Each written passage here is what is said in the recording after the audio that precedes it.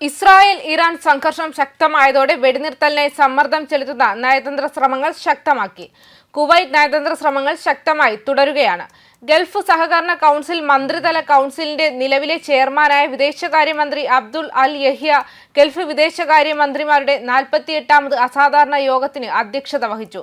പ്രാദേശികവും അന്താരാഷ്ട്രീയവുമായ സംഭവ വികാസങ്ങൾ, സംയുക്ത ഗൾഫ് സഹകരണം വർദ്ധിപ്പിക്കുന്നതിനുള്ള വഴികൾ, പ്രാദേശിക സുരക്ഷയും സ്ഥിരതയും സംരക്ഷിക്കാൻ നയതന്ത്ര രാഷ്ട്രീയ ശ്രമങ്ങൾ ശക്തിപ്പെടുത്തൽ എന്നിവ ചർച്ച ചെയ്യാനായിരുന്നു ഈ യോഗം. മന്ത്രിതല കൗൺസിൽ ഇറാനെതിരെയുള്ള ഇസ്രായേൽ ആക്രമണങ്ങളെക്കുറിച്ചും ചർച്ച നടത്തി. ഇത് ഇറാന്റെ പരമാധികാരത്തെയും സുരക്ഷയെയും ദുർബലപ്പെടുത്തുകയും അന്താരാഷ്ട്ര നിയമത്തിന്റെയും UN ചാർട്ടറിന്റെയും വ്യക്തമായ ലംഘനവുമാണെന്ന് കൗൺസിൽ വ്യക്തമാക്കിയത്. മേഖലയിലെ സുരക്ഷയും സ്ഥിരതയും നിലനിർത്താൻ നയതന്ത്ര പാതയിലേക്ക് തിരികെ വരണമെന്നും ഉടനടി വെടിനിർത്തൽ നടത്തേണ്ടതിന്റെ ആവശ്യകതയെക്കുറിച്ചും GCC യോഗം വ്യക്തമാക്കി. അണുവായുധ സൗകര്യങ്ങൾക്ക് നേരെയുള്ള ആക്രമണങ്ങളുടെ പ്രത്യാഘാതങ്ങളെക്കുറിച്ചും കൗൺസിൽ മുന്നറിയിപ്പ് നൽകിയിട്ടുണ്ട്. ഈ യുദ്ധം ഉടനടി നിർത്താനും സംഘർഷങ്ങൾ വർദ്ധിപ്പിക്കുന്നത് തടയാനും ഇറാനിയൻ ആണവ വിഷയത്തിൽ ഒമാന്റെ മധ്യസ്ഥതയിൽ US ഇറാൻ ചർച്ചകൾ തുടരാനും സെക്യൂരിറ്റി കൗൺസിലിനോടും അന്താരാഷ്ട്ര സമൂഹത്തോടും തങ്ങളുടെ ഉത്തരവാദിത്തങ്ങൾ ഏറ്റെടുക്കാൻ ആഹ്വാനം ചെയ്തു.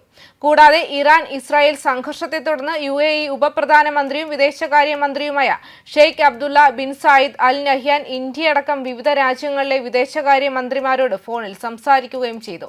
മേഖലയിലെ ഏറ്റവും പുതിയ സംഭവ വികാസങ്ങൾ ചർച്ച ചെയ്യുകയായിരുന്നു ലക്ഷ്യം. ഇന്ത്യൻ വിദേശകാര്യമന്ത്രി S ജയശങ്കർ, പാകിസ്ഥാൻ ഉപപ്രധാനമന്ത്രിയും വിദേശകാര്യമന്ത്രിയുമായ മുഹമ്മദ് ഇഷാഖ്ദർ, ഇറ്റലി ഉപപ്രധാനമന്ത്രിയും വിദേശകാര്യമന്ത്രിയുമായ അന്റോണിയോ തജാനി, തുർക്കി വിദേശകാര്യമന്ത്രി ഹഗാൻ ഫിദാൻ, ഹംഗറി വിദേശകാര്യമന്ത്രി പീറ്റർ സിജാട്ടോ, സിറിയ വിദേശകാര്യമന്ത്രി അസദ് അൽ ഷിബാനി എന്നിവരുമായാണ് ഷെയ്ഖ് അബ്ദുള്ള സംസാരിച്ചത്. അതേസമയം ഇസ്രായേലിന് പിന്തുണയുമായി G7 ഉച്ചകോടി രംഗത്ത് വന്നിട്ടുണ്ട്. ഇസ്രായേലിന് സ്വയം പ്രതിരോധിക്കാനുള്ള അവകാശമുണ്ടെന്നും ഇസ്രായേലിന്റെ സുരക്ഷയ്ക്ക് എല്ലാ പിന്തുണയും ഉറപ്പു നൽകുന്നുവെന്നും G7 ഉച്ചകോടിയിൽ അവതരിപ്പിച്ച പ്രമേയത്തിൽ വ്യക്തമാക്കി. കാനഡയിൽ നടന്ന G7 ഉച്ചകോടിയിലാണ് പ്രമേയം അംഗീകരിച്ചത്.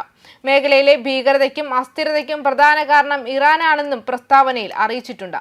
ആണവായുധം സ്വന്തമാക്കാൻ ഇറാന് ഒരിക്കലും കഴിയില്ലെന്ന് ഉറപ്പാണെന്നും G7 രാജ്യങ്ങൾ പ്രമേയത്തിൽ വ്യക്തമാക്കിയിട്ടുണ്ട്.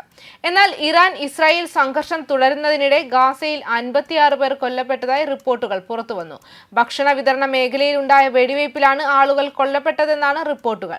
ഭക്ഷണം അടക്കമുള്ള അവശ്യ വസ്തുക്കൾ വിതരണം ചെയ്യുന്നത് കാത്തിരുന്നവരാണ് കൊല്ലപ്പെട്ടവരിൽ 38 പേരെന്ന് അൽ ജസീറ റിപ്പോർട്ട് ചെയ്യുന്നുണ്ട്. ഗാസയുടെ തെക്കൻ മേഖലയിലെ റാഫയിലാണ് സംഭവമെന്നാണ് ആരോഗ്യ പ്രവർത്തകരെ ഉദ്ധരിച്ച് അൽ ജസീറ റിപ്പോർട്ട് ചെയ്യുന്നത്. അമേരിക്കയുടെയും ഇസ്രായേലിന്റെയും പിന്തുണയുള്ളതും ഇസ്രായേൽ സൈന്യത്തിന്റെ കർശന നിയന്ത്രണത്തിലുള്ളതുമായ മേഖലയിലാണ് 56 പാലസ്തീൻ സ്വദേശികൾ കൊല്ലപ്പെട്ടിട്ടുള്ളത്. ഭക്ഷണ വിതരണ സെന്ററുകളുടെ പ്രവർത്തനം ഗാസ ഹ്യൂമാനിറ്റേറിയൻ ഫൗണ്ടേഷനാണ് നടത്തുന്നത്. വിമർശകർ ഈ മേഖലയിലെ മനുഷ്യ കശാപ്പുകളെന്നാണ് പരാമർശിക്കുന്നതെന്നും അൽ ജസീറ റിപ്പോർട്ട് വിശദമാക്കുന്നു. ഭക്ഷണത്തിനായി തിരക്ക് കൂട്ടിയ ആളുകളെ നിയന്ത്രിക്കാനായി ഇസ്രായേൽ പട്ടാളക്കാർ വെടിയുതിർത്തതായാണ് പുറത്തുവരുന്ന വിവരങ്ങൾ. എന്നാൽ തിങ്കളാഴ്ചയുണ്ടായ വെടിവെപ്പിനെ കുറിച്ച് ഇസ്രായേൽ സൈന്യം പ്രതികരിച്ചിട്ടില്ല. സൈനിക പോസ്റ്റുകളുടെ പരിസരത്തേക്ക് എത്തിയവർക്ക് മുന്നറിയിപ്പ് നൽകാനായി വെടിയുതിർത്തതായി ഇസ്രായേൽ സൈന്യം നേരത്തെ വിശദമാക്കിയിരുന്നു. റാഫയിലുണ്ടായ വെടിവയ്പിൽ ഇരകളാക്കപ്പെട്ടത് സമീപ മേഖലയിലുള്ളവരാണെന്നും അന്തർദേശീയ മാധ്യമങ്ങൾ റിപ്പോർട്ട് ചെയ്യുന്നത്. അവശ്യ വസ്തുക്കളുടെ വിതരണം നടക്കുന്ന മേഖലയിലേക്ക് എത്താൻ ചില പാതകൾ നൽകിയിട്ടുണ്ടെന്നും അതിൽ നിന്നും വ്യതിചലിക്കുന്നത് അപകടകരമാണെന്നും ഇസ്രായേൽ സൈന്യം നേരത്തെ വ്യക്തമാക്കിയിരുന്നു.